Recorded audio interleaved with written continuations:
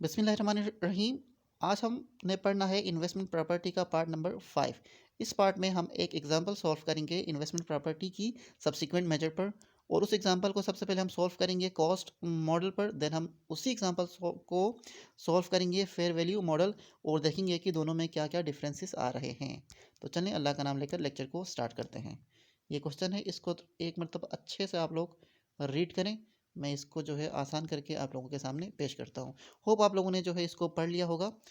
अब क्वेश्चन में क्या पूछा है और क्या क्या बताया गया है, हम इसके बारे में देख लेते हैं। इस क्वेश्चन को हमने सॉल्व करना है कॉस्ट मॉडल के लिए और देन फेयर वैल्यू मॉडल के लिए। कब के लिए हमने सॉल्व करना है? 31 दिसंबर 2001। 1 जनवरी 2001 यानी इस साल के स्टार्ट में एक मैन्युफैक्चरिंग कंपनी ने एक प्रॉपर्टी परचेस की है 1 मिलियन की। और जब प्रॉपर्टी परचेस कर रही थी ये कंपनी, तो उस वक्त उसकी इंटेंशन थी इन्वेस्टमेंट। तो ये प्रॉपर्टी क्या बन गई, किस में क्लासीफाई हुई? IAS 40, क्योंकि इसकी इंटेंशन क्या थी? इन्वेस्टमेंट।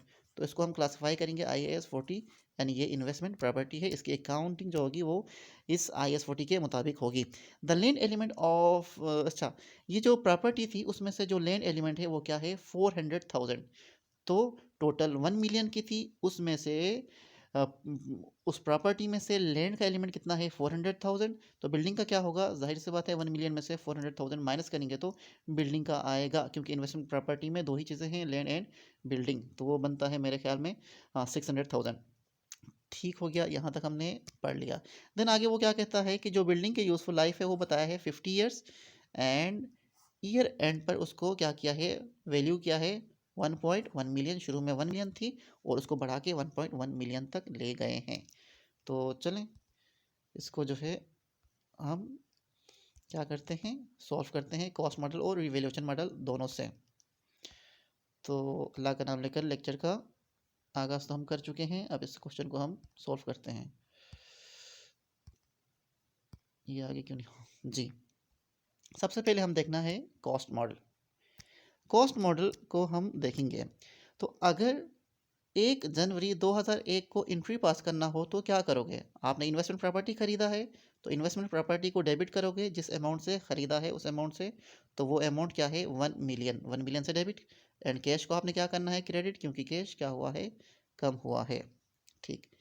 अब ये जो है कॉस्ट मॉडल है IAS 40 का। तो कॉस्ट मॉडल में हम क्या करते हैं? जो इन्वेस्टमेंट प्रॉपर्टी है उसको क्या करते हैं? डेप्रीशिएट करते हैं। अब ये देखें, टोटल प्रॉपर्टी थ्री 1 मिलियन की, उसमें से उसने बताया था लैंड 400,000 का। जब हम दोनों को माइनस करेंगे तो बिल्डिंग बनेगा 600,000। लैंड ने तो डेप्रिशिएट नहीं होना है, तो लैंड की डेप्रिशिएबल वैल्यू क्या होगी? ज़ीरो। लेकिन बिल्डिंग ने डेप्रिशिएट तो होना है, और बिल्डिंग की रेजिडुअल वैल्यू उसने नहीं बताया है, तो हम क्या एज्यूम करते हैं? ज़ीरो। तो इसकी डेप्रिशिएबल वैल्यू क्या होगी? 600,000। अब बिल्डिंग हर साल कितने से डेप्रिशिएट करेगा? उसने बताया था यूज़फुल लाइफ 50 ईयर्स।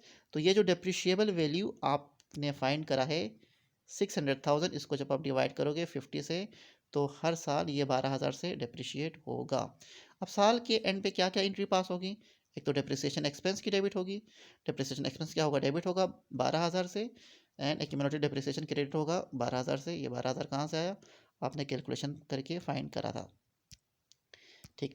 अब अगर आप इसके एक्सट्रैक्ट बनाना चाहो तो सबसे पहले SOCI में क्या रिकॉर्ड होगा? डेप्रिसिएशन। इस साल डेप्रिसिएशन कितने से रिकॉर्ड करेंगे? ये देखें 12,000 से।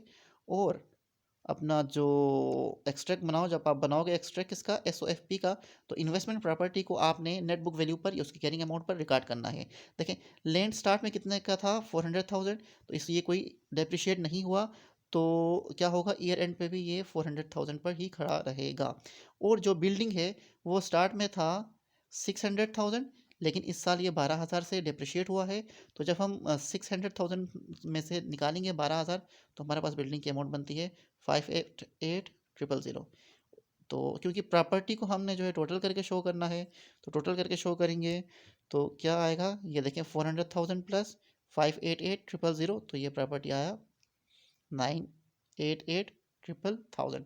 तो हमने इस क्वेश्चन को कॉस्ट मॉडल के अंदर सॉल्व करा, और उसमें हमने जनरल एंट्री भी देखी और एक्सट्रैक्ट भी बनाए। अब हम इसी क्वेश्चन को फेयर वैल्यू मॉडल में सॉल्व करते हैं। तब तक आप इस पार्ट को भूल जाएं। ठीक है, अब आपने भूल जाना है। अच्छा, अब हम इसी क्वेश्चन को फेयर वैल्यू मॉडल में सॉल्व करेंगे। ये देखें आ गया।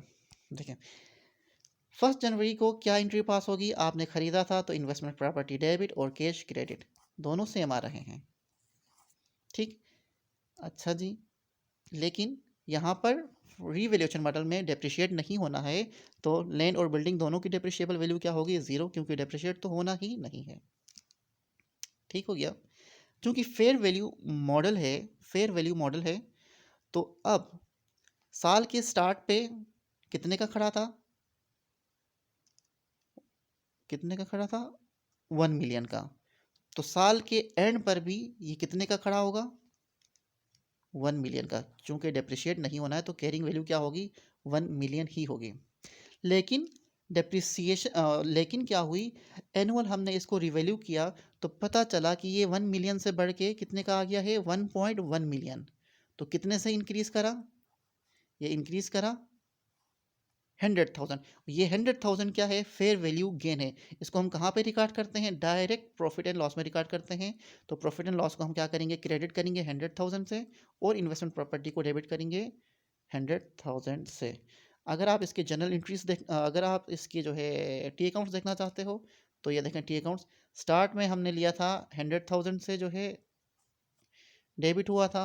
देन क्या किया था कि जो इन्वेस्टमेंट प्रॉपर्टी उसको डेबिट किया था कितने से, 100,000 से, 1 मिलियन प्लस 100,000। तो ये क्लोजिंग बैलेंस आया 1.1 मिलियन, और प्रॉफिट एंड लॉस को हमने इतने से क्रेडिट किया था। अब अगर आप इसके एक्सट्रैक्ट देखना चाहो तो डेप्रिसिएशन क्या होगा, ज़ीरो, क्योंकि फेयर वैल्यू मॉडल में हम डेप्रिसिएशन रिकॉर्ड नहीं करते हैं।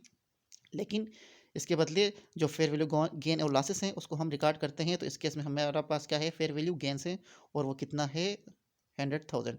ये देखें कहाँ है, ये रहा 100,000। SOFP में रिकॉर्ड होगी इसकी जो फेयर वैल्यू है, इन्वेस्टमेंट प्रॉपर्टी की जो फेयर वैल्यू है उससे रिकॉर्ड होगी, और इस केस में कितनी है, 1.1 मिलियन। होप आप लोगों ने इसको समझ लिया होगा। अगर नहीं समझा है तो आप जो है प्लेलिस्ट में जा कर के जो इसकी थ्योरी है IS40 की, और जो दूसरे पार्ट्स हैं, पार्ट 1 2 3 4, आप उनको एक मरतबा गो थ्रू करें, इंशाल्लाह ये आपको समझ में आ जाएगा। अगर आपको मेरी वीडियो पसंद आ जाए तो काइंडली चैनल को सब्सक्राइब करें। थैंक यू, अल्लाह हाफिज़।